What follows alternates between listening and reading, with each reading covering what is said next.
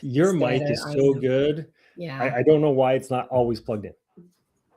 Well, why. And I'm working on it.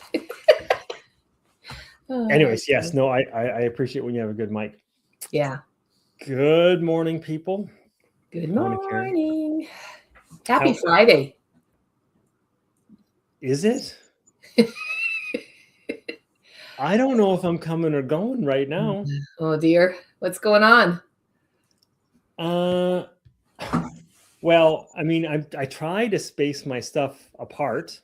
So Thursday mornings, my plan is I have my conversation, I get the kids out of here, whatever. I have a nice window of time, a little buffer if I need to do any last minute preparations for this.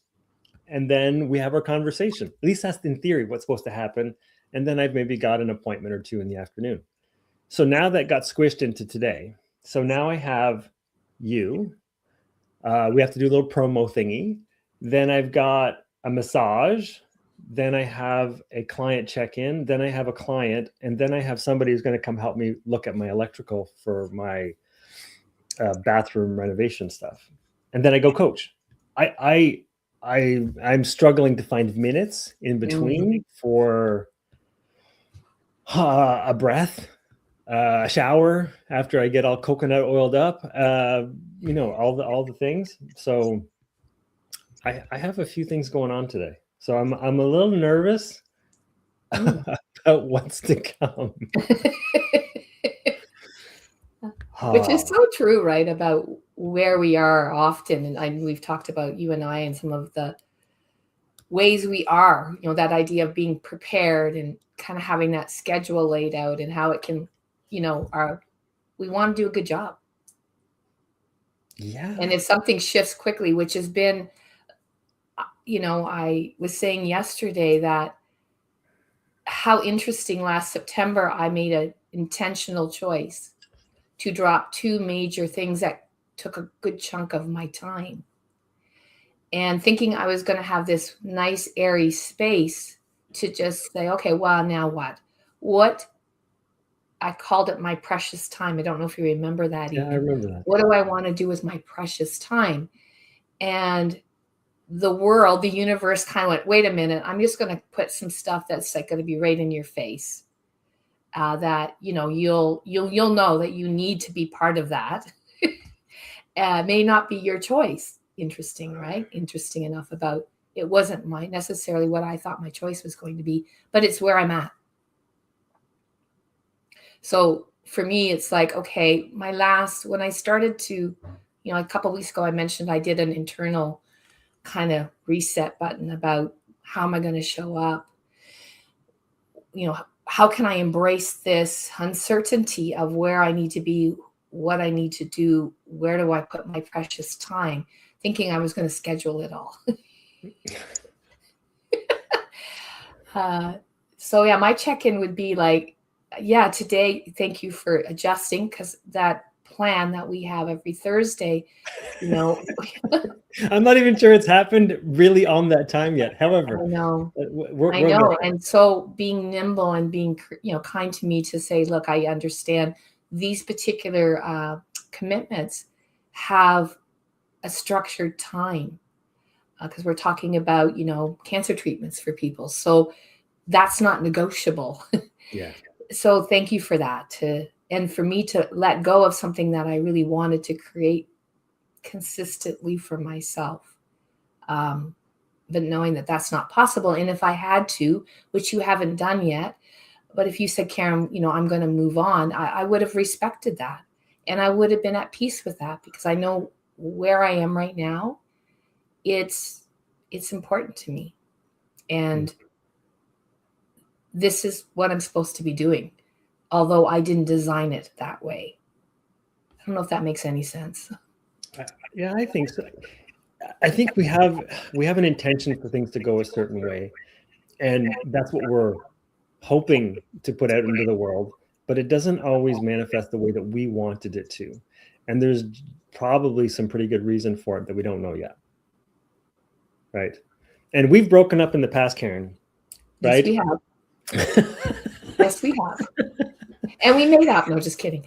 But that's a No, really important thing to say, that there is a time, you and I have been in a relationship of working together, being our friendship for, at least 12 years. yeah, 2013. Yeah. But at some point in time, you have to know what it is right for you and to go out and do that thing that's right for you in that moment in time. And at that time, I think you asked me if I wanted to do something, and I was like, I don't think I'm there. I think I've got to go do this other thing. And you were really gracious in understanding that I needed to go and do that thing. Actually, maybe that's a good way to launch today's show of Take the Shot. I actually hadn't planned that it would go in this direction, but at the time I needed to take a chance on do something else. And it actually, funny enough, was the first time I've ever done a podcast before. Now, they were kind of standalone. It was just me talking, and it was on like an internet radio platform. So nothing was visual. It was all auditory. But I learned a lot in the process of creating that. I think I did it for about 6 months. And it was after that 6-month window, and I think I created some of my own material, that I then felt okay for us to get back and do stuff again, because I got a chance to kind of get my sea legs and get my voice out there. So I kind of feel like we're it's been like a cyclical adventure for us as far as this kind of podcast space, or putting out our voice into the world. And each time we've done it, we've had to take a bit of a leap of faith. Take the shot. Take the shot. What I remember about that time, Ian, I really felt in my heart that you needed to go and find be on your own to navigate, because many years ago, when I started getting into this work, my story is, as you know, Paula Fay, the master coach in the public service, federal public service, was handing over. He was leaving, moving forward and retiring into his next world of coaching, a retired public servant. And he handed me the file. He says, "You're the one." And I remember feeling so small, would be the word. And I'm very, very afraid to take this shot of holding this big file that had momentum and was starting to grow in the public service. And he said, "You're going to be the one that'll take it where it needs to go," and felt very unready. And I remember, as we were doing the knowledge transfer the last year across the country, I was with him. I was his partner. There's the word. And he started to observe me in every session that we were doing the knowledge transfer. I was physically moving further and further back to the back of the room. I didn't know I was doing that, by the way. But my voice in my head was going, "You're not ready for this. He made a mistake. Oh my gosh, this is too much. I don't want this work to go into the trash can. I need to talk to him about this at some point in time." And he picked that up that day, and we went into afterwards, says, "Let's go have a drink in the bar." So we went in and we were sitting there, and he goes, "What's going on? Why are you making yourself small?" I said, "What do you mean?" And he started to tell me what he was observing. And the tears came in my eyes, and I started to tell my story to him. "I'm not ready for this. You picked the wrong person. There's so many other people that are further along. You need someone that your level of mastery to be able to hold this." And he did this. He always did this when the little voice in the head was going too fast. It was time out. He said, "I'm at my best when you're my equal." And I remember that just sunk in my heart. He said, "If you make yourself small, I have to be small. I have to bring myself down." And I thought, oh my gosh, how often have I done that? And it just struck me. He goes, "When I say partnership, we're equals. That doesn't mean we're the same." And I felt like at that time with you and I could feel it in the both of us. And just as guilty, I was hanging on to so much with rigidity, to just be able to let the work go and share it equally. And I think when we reunited, when I think I reached out to you, it was about 1.5 years. And I had another. I don't. It's all a blur as to what the time frames were. I just know that we had a significant break in time where we did work together, or didn't do work together. but I think the key is that it's just interesting about time and taking the shot is, being really afraid, but knowing it's the right thing to do. I think they're connected. They're not apart. The courage to step into the next level of what you want to create or want to do, that fear is there, and then that next step. So, and going away and just kind of finding your own grounding, like really getting to know that what it was for you. When you returned and we partnered again, you had shifted. Yeah. Yes, I know I did. But sometimes it's hard for me to see the change in myself. It's almost easier when you're having a conversation with someone else for them to let you know what you notice, because you see the bigger gap versus my daily incremental changes or whatnot. And I mean, if I relate that to this podcast, I had an idea. I want to say it was maybe like 4 or 6 months ago, and I laid it out to you, and you're like, I'm not even sure what that is, but cool, let's try it. I remember being so nervous to share. Like, I was super excited when I thought of it, but then when it came time to say something, I'm like, I don't know if I'm want to say it out loud, because if I say it out loud, then I got to do it. And I wasn't sure. I wasn't sure what the uptake would be, and if it wasn't there, would I still go ahead and do it myself, or is this something that I felt needed to be us? But when I finally got over myself and said it anyways, you seem to be kind of on board, even though you still don't know what it is. But that's what's so cool about. I really want to tap into our. I love our title today, because I think what we do in our work with bringing in people who are wanting to develop some capacity around coaching conversations, want to be able to have that accessible in the conversations they're having. It really takes this is different than what we've ever been taught or overly repeated into give advice, help people, take them somewhere, support them. The mental model, I'm going to build on my other, as you know, my other mentor, Bob Chartier. We have really, really significant mental models that have been downloaded. So when our wonderful coaching buddies come into the work we do, the taking the shot is so important, because it's on a different way of being, a different way of engaging. And so the choice to, like you say, not knowing, I love that you say we still don't know.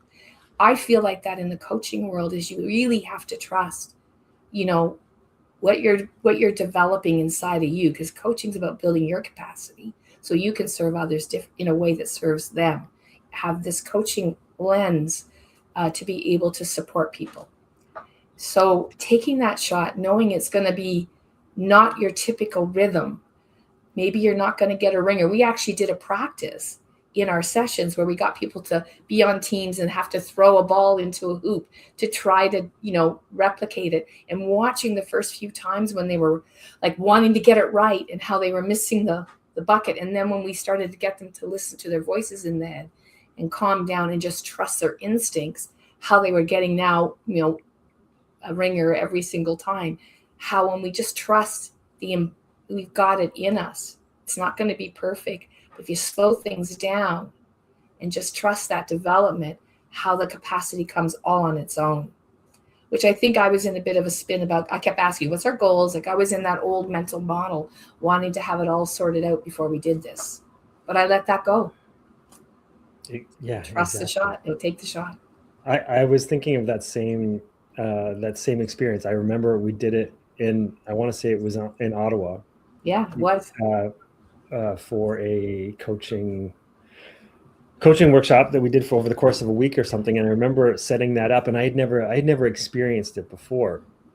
And watching people narrate out loud their inner voice was really like, oh, I'm so bad at this. And why do we do stuff like this? I look like I'm an idiot. Like you hear all of the inner voice outside. And when you're able to then ask them to take pause for a minute and say, hey, did you notice the voices that you heard? And that awareness, that clicking in of, oh yeah, that is my voice. That is the way I show up in a lot of situations that are scary or new, or where I don't feel like I'm good enough. That voice comes up. So imagine if you carry that into our world with the coaching conversation. I'm like, I'm not good at asking open-ended questions. I never know if I'm always wanting to give advice, and why can't I give advice? And just noticing that chatter is the first step to making any shift and change. It was fun to watch. And we even tried to emulate this in another workshop, and I wish I could show clips of this, but then we'll get banned from YouTube. But there was a clip that we showed of Barack Obama and Stephen Colbert sitting, they called it waste paper basketball or whatever, and they're both sitting side by side, chit-chatting back and forth, and they're throwing crumpled balls of paper into the waste paper basket to see who could get the most or whatever. And you heard even people who are professional speakers, people who are on stage all the time, who need to show or feel like they need to show some sort of level of competence and confidence and assuredness in themselves, and you still heard it in them. This isn't fair. Are you crumpling your ball smaller? I think it's closer to you. Whatever, right? You hear the inner voice of people who you would expect or you would think would have that confidence inside of them. So we're not immune. We're all built of the same stuff.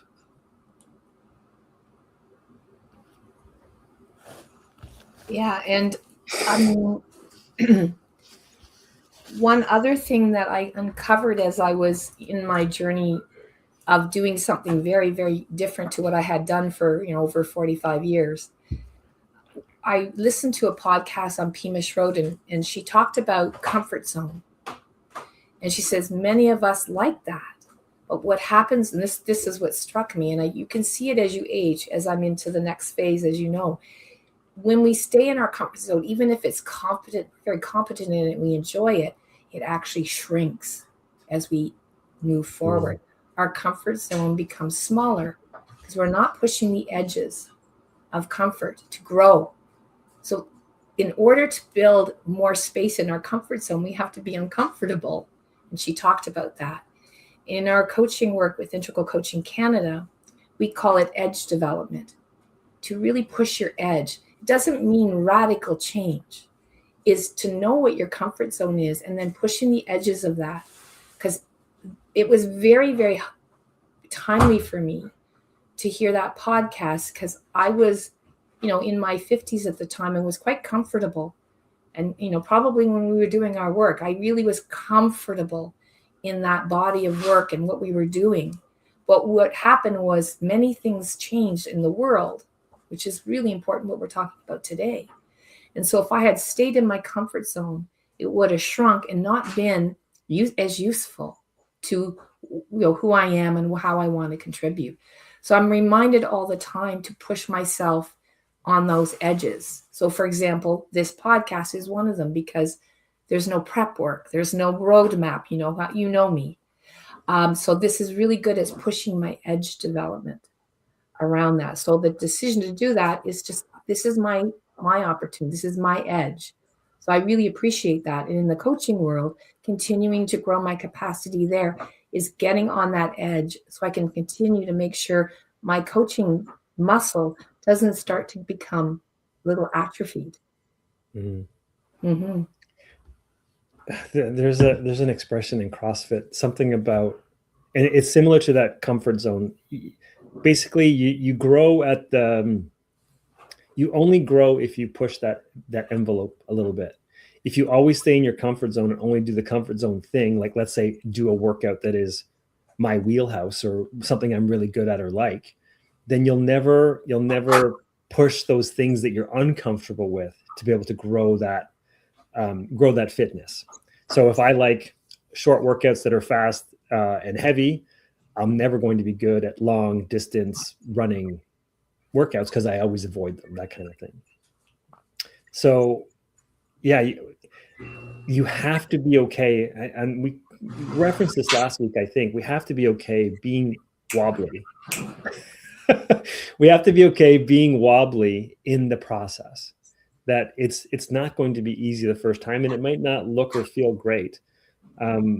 But as long as you're setting the intention to put yourself out there and to try it on, to try it out, the next time is going to be a little bit better, a little bit better, a little bit better. And we've had similar experiences. If we didn't push the boundaries of what our work was, so let's say when we went from only in person to then virtual, we had to make a lot of adaptations. I even had to come up with a bunch of weird spreadsheets to make teams and groups work over time. We then went from that to, okay, now we can't have the 90-minute coaching circles. We've got to do it in an hour. So then you had to like shrink and compress again. So we had to find ways to fit into the new system. And those are uncomfortable. Letting go of all the practices, like, oh, we one time we had to like let go of all the practices. I'm like, no, we can't do that. It's the best one, or that one's important to this one. And that's a different level of growth that we wouldn't have experienced if we didn't have to try to fit the new model or fit the new mold, fit the new time frame. And it's super uncomfortable. Let go of assessments? Are you kidding me? You can't do that. I think that what I pick up from that, and it's in everything, that we have to hold back things. Mm-hmm. We have to let go. That's the process to let in. I talk about an unlearning journey. This way of seeing things is unlearning. So you have to unlearn to relearn. And once we started to let go of that and grieve it a little bit, Ian, I do agree. We had to let go of some things that we really cherished and knew were value added. But given what we were being asked to do in the framework that people are able to participate, we had to let that go. And we continue to tweak and grow. And even the changing the conversation workshops, what it's opened up for us, because this is like, closing down, open up, is now we can take a piece and really play with it with others. And we can translate it. We've had to learn how to language it and translate it even more practically into the hands of others. So yeah, talk about getting out of our comfort zone. I think our capacity in our comfort zone is super expanded. So now we can use it in different ways. And so, but at first it's really, you got a grip on it, because you have a lot in there that you've invested in. And also that, it makes a difference. But in the environment, that's so interesting. If you're working in the new environment, which I feel is rapid these days, taking a read on that and serving it. So what great muscle development for all of us to be able to say, okay, the current state, there's the word. How do we support the current state? Because the old state has shifted. Yeah. And without that adaptation, you're going to start beating your head up against the wall of, trying to fit a square peg into a round hole. That's why I've really enjoyed what we've done with those workshops. We now have, I don't know, maybe a half dozen to whatever solid modules that fit within an hour that we're able to give people an experience. They learn a tool or two, and they walk out with something that they can tangibly try in their own personal conversations. By the way, if you want to try that out, the QR code's right there to take you to our next workshop, Intentional Pause, that'll be taking place on February 19th. So yeah, it's really cool. And to go into depth into those topics, so you're not skimming the surface. Well, in those larger workshops, they're great, but it's almost like you have like a 20-minute or whatever section, and you can't really dive deep. So this provides that space to breathe in order to really embody that work. And I think we're honoring right now, there is so much coming at us, is honoring that we have capacity for this much room right now to take in something new, something that I want to learn. Really honoring that environment we're in. We're tired. Our brains are really consumed with so much. Our bodies are having to absorb. I really want to honor that because it's in me. Like it's me too. So it's alignment. There's another word that's coming up is we are aligning and following that, which is absolutely a coaching principle that you follow them and serve them with what they need right now, not feeling they need to have the big puzzle figured out right away. Is these bite-sized progressions and how they serve us in getting, to where we want to go. So I think the us giving into, I'm going to use those words, and maybe that's how I feel, but I think we both gave into, we have to let everything go, which meant total redesigning, which would, and once we got into it, we got to love it.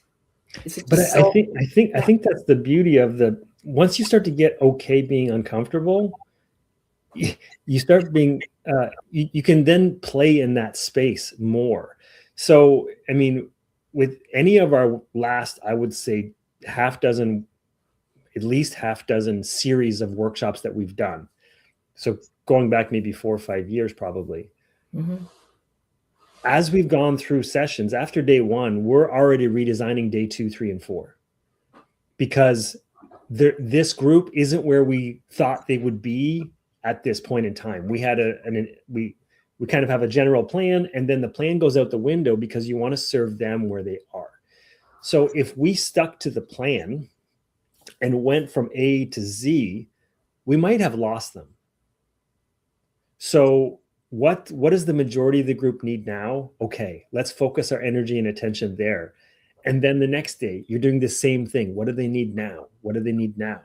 And you're following the process. And that honors a coaching conversation in the same way.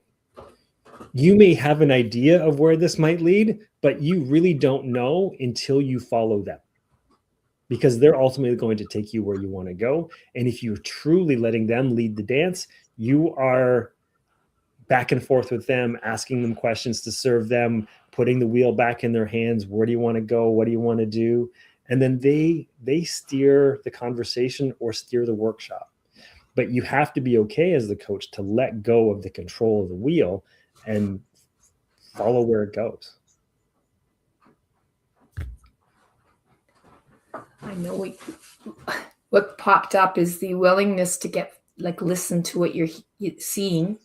And I say the word listen because it's everything. You have your head, your heart, your body's taking in, and being open to getting feedback. And sometimes the feedback might come back a little bit edgy or not really, you go, oh, okay, because they're mirroring how they feel. Mm-hmm. And so taking that in the moment and saying, okay, this is where they're at. This is how it's feeling to them. And us saying, okay, let's back up. Where do we need to be tomorrow to meet them where they are? Even though we know we laid it all down that particular session, it didn't get absorbed because we just talked about taking the shot. They're learning something that's a little bit really new and quite uncomfortable. Mm-hmm. So they're not absorbing everything. So it goes right back to the slowing down to meet them where they are. So we sometimes go, oh, it was right there today. It didn't get absorbed.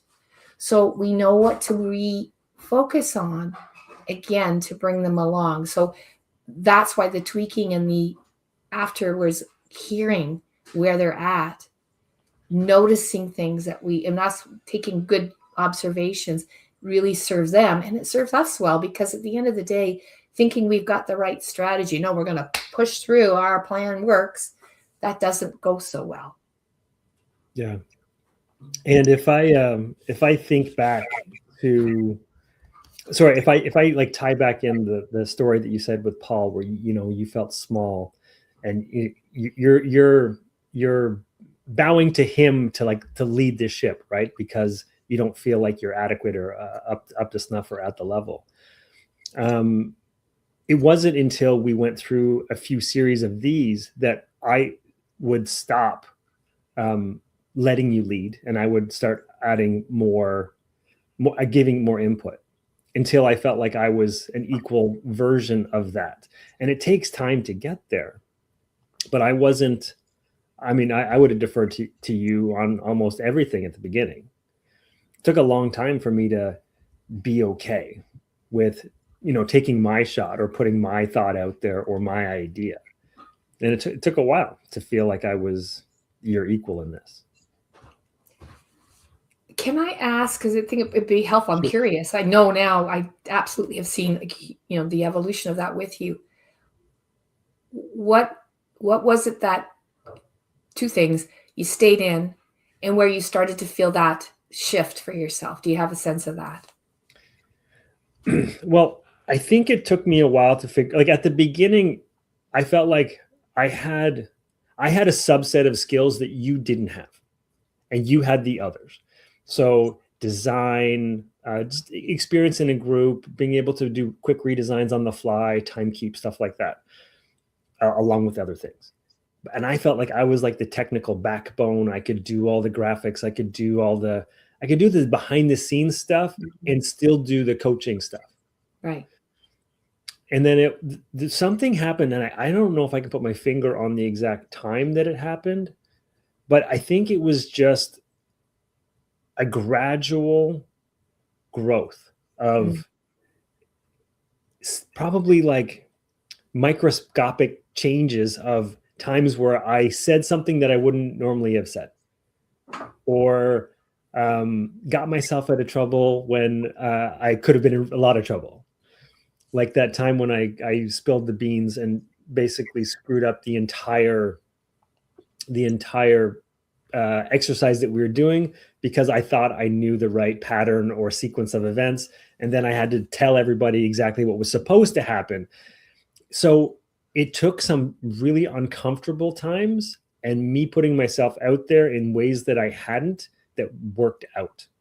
So it's building that confidence and competence in myself in being wobbly, that I was able to kind of, pad my stats a little bit and feel a little bit more equivalent.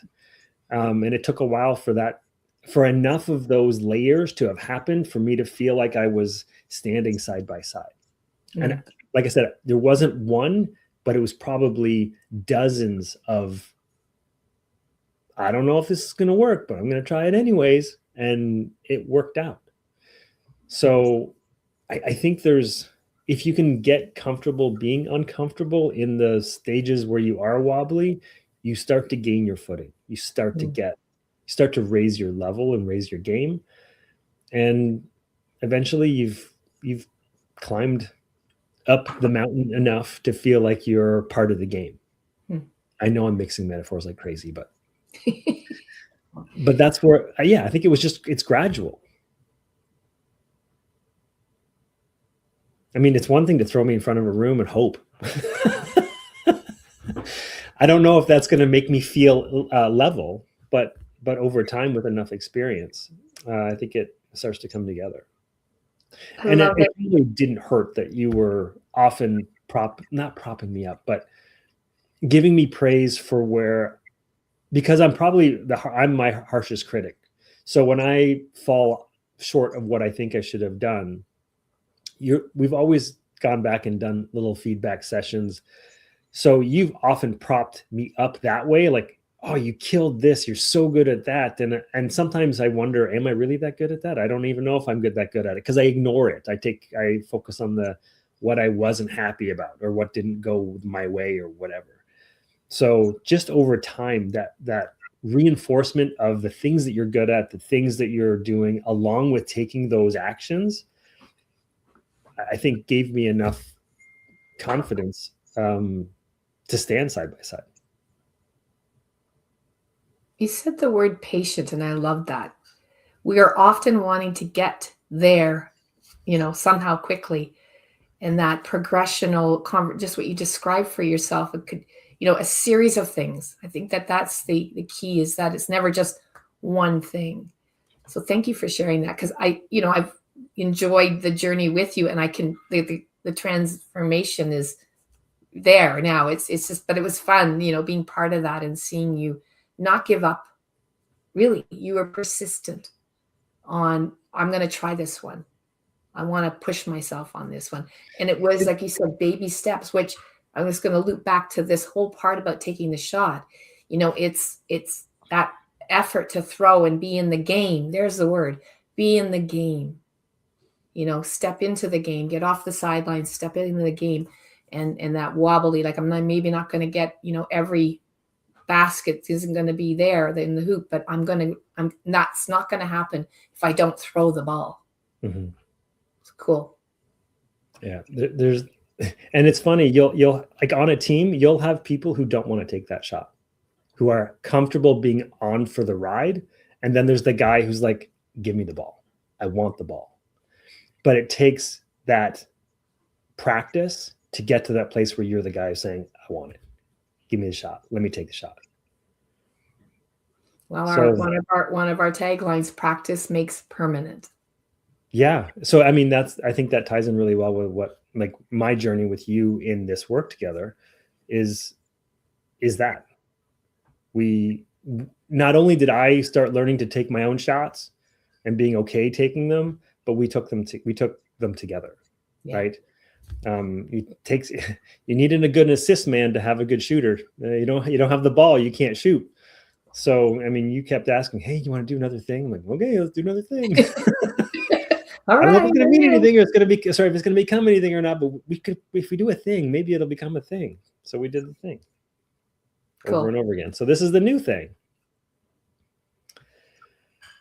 Final thoughts on taking the shot, Karen? I just think my last one, like, you know what? You got to get off the sidelines and have the ball in your hand. Like, it's time, get off the bench, take the shot. Yeah. Awesome. I think with that, we'll leave it there. We'll be back next week. Not sure what the topic is, but in a couple of weeks, again, we have that workshop coming up, intentional pause. QR codes in the top left-hand corner take you to that page to give you instructions on registration. So with that, we'll see you next Thursday. So far, it's open. All right. Awesome. Take care, everybody. See you then. Bye.